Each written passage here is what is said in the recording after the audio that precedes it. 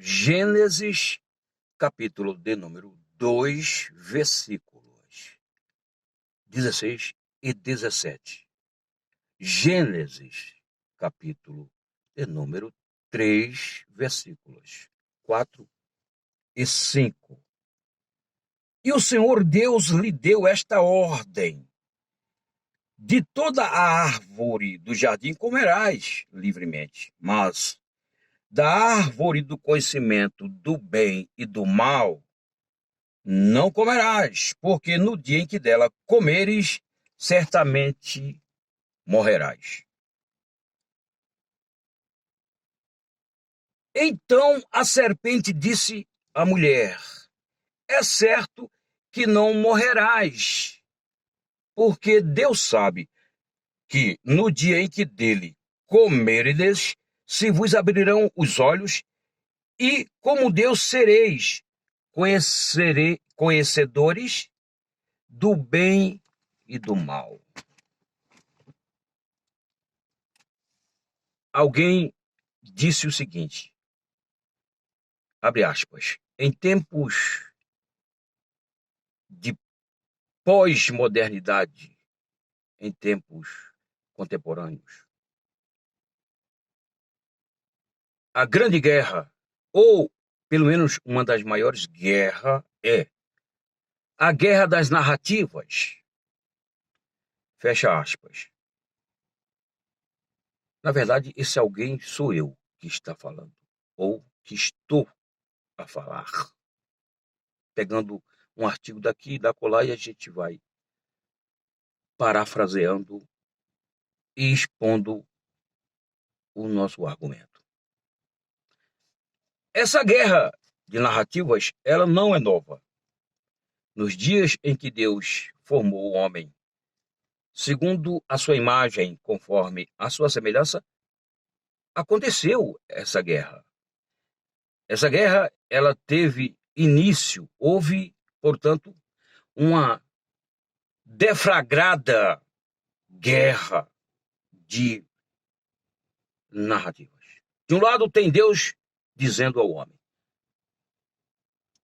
poderás comer de toda a árvore do jardim, exceto a árvore do conhecimento do bem e do mal, porque no dia que dela comeres, certamente morrerás. Do outro lado nós temos a outra narrativa.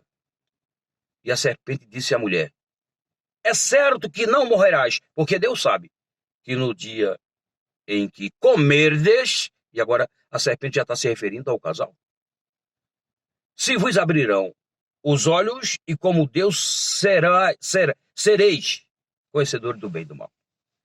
Ora, no nosso tempo não é diferente.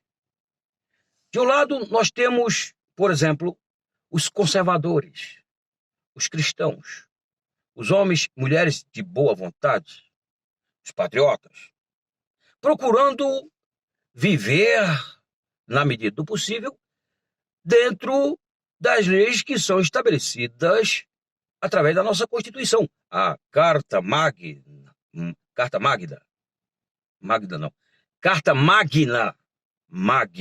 ok? Mas parece que, mesmo assim, esse estilo de vida, essa conduta,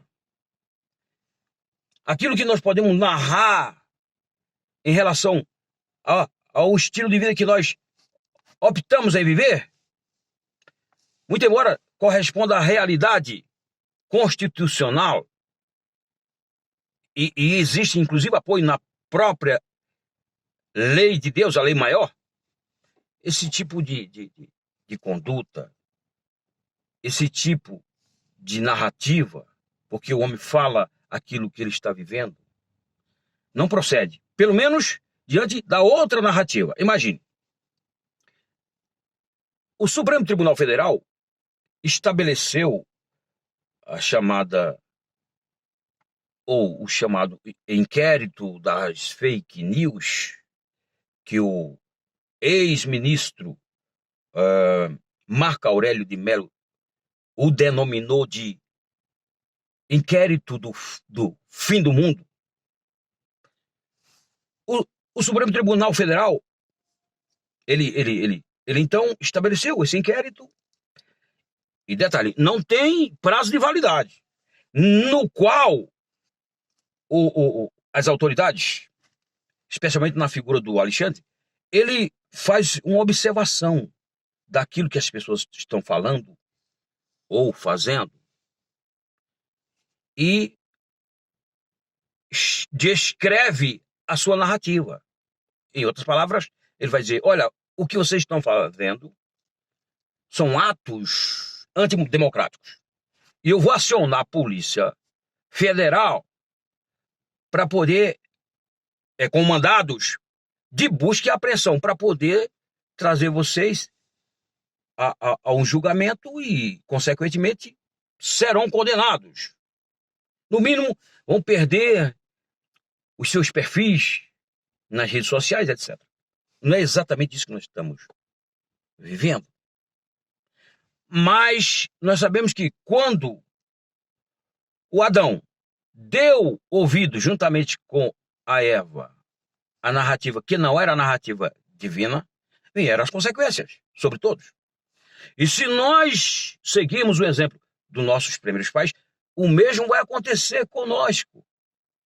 Não podemos ceder.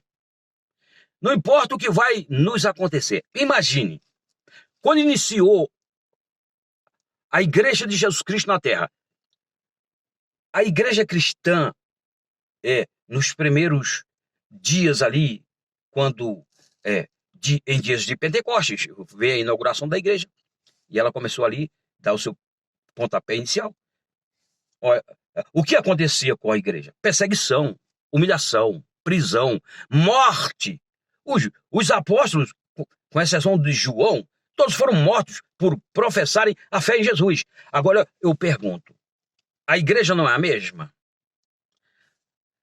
Essas pessoas que estão se manifestando de forma legal, com base na Constituição, na Carta Magna, eles não têm o direito de se manifestar? Tem, mas para essa narrativa defendida por aqueles que são responsáveis, seriam responsáveis por ser guardião das leis, eles estão fazendo uso das leis em benefício próprio e usando essas leis para perseguir aqueles que eles consideram como inimigos. Ou seja, rasgaram a Constituição. Aquilo que os juristas costumam dizer, especialistas do direito, que nós estamos vivendo um estado de exceção. Um estado de exceção significa dizer que nós perdemos os direitos essenciais assegurados na Constituição, que é o direito à vida, direito à liberdade, direito à propriedade. Nós estamos sendo vitimados, porque se você tem um canal e ele foi fechado ou foi desmonetizado, você está perdendo uma propriedade, né, digital e assim por diante. Mas nós temos que continuar atentando para a narrativa de Deus. A narrativa de Deus é esse aqui. Esse aqui. Nós temos que continuar sendo orientado por esta palavra. Lâmpada para os meus pés é a tua palavra e luz para o meu caminho. Não importa as consequências.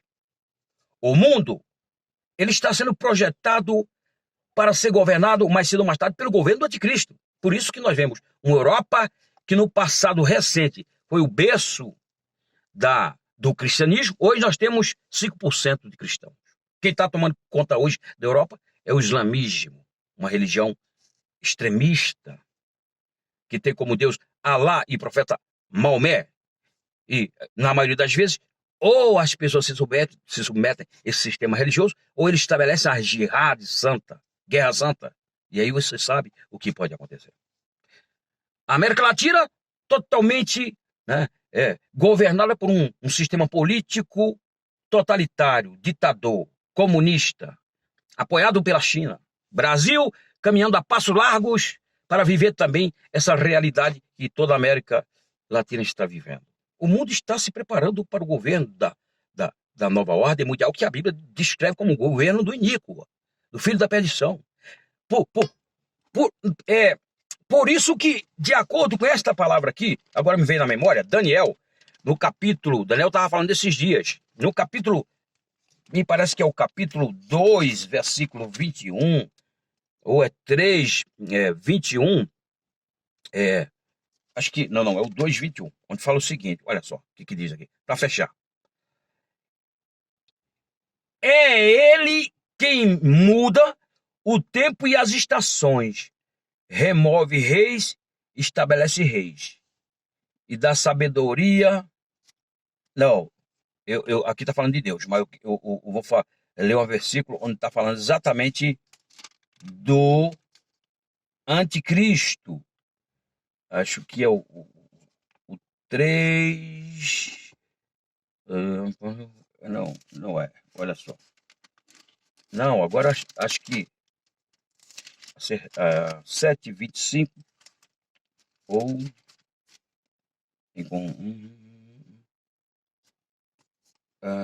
Ok. 7:25 de Daniel. É uma referência ao anticristo. Diz o seguinte: proferirá palavras contra o Altíssimo. Lembra quando Jesus falou para o Paulo? Saulo, Saulo, por que me persegue? Ele estava perseguindo os cristãos. O Paulo, na condição de Saulo, ele estava perseguindo os cristãos, a igreja de Cristo, e Jesus falou, você está perseguindo a mim. Certa feita, Jesus disse o seguinte, que aquilo que nós fazemos ou deixamos de fazer ao outro, a Deus, a Jesus Cristo, estamos fazendo ou deixando de fazer. Bora lá. Proferirá palavras contra o Altíssimo, magoará os santos do Altíssimo. O que está acontecendo na Nicarágua?